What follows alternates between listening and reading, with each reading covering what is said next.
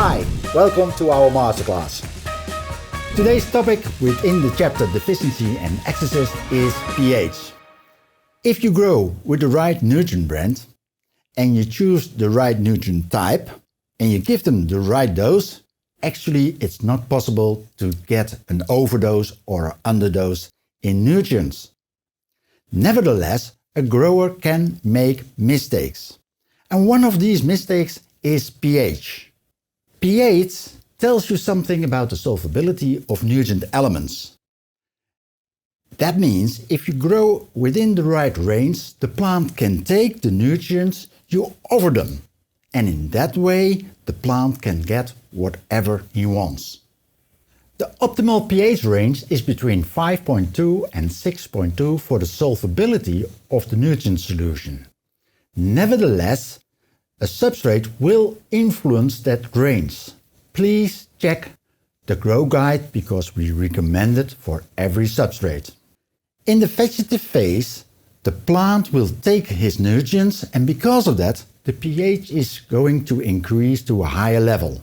If it becomes out of range, some of the elements the plant cannot take, the trace elements. The plant becomes light green till pale. To solve that problem, we can add a product called N17.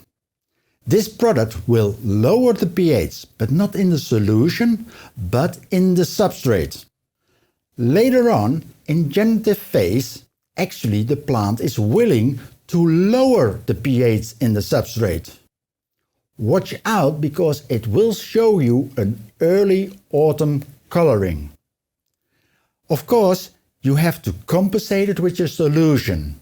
So in the generative phase, we always give a pH level which is on the higher range. Most nutrient problems you get by a wrong pH. That's the reason that we always recommend in the vegetative phase to stay on the low pH levels which we recommend. But if we go to the generative phase, we climb up with the pH for the nutrient solution to the max what is recommended on the growth schedule. And in that ways, we can prevent the plants from excesses or deficiencies. We hope you're also going to have a look to the deficiency and excesses product presentations because with these products you can solve the problems also of pH.